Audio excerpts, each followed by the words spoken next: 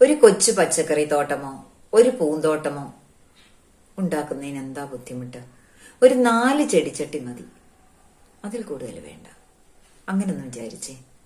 പക്ഷെ ഇതെല്ലാം കുഞ്ഞിനെ കൊണ്ട് ചെയ്യിപ്പിക്കുക, ബാക്കി എല്ലാ സഹായവും ചെയ്തു കൊടുക്കാം.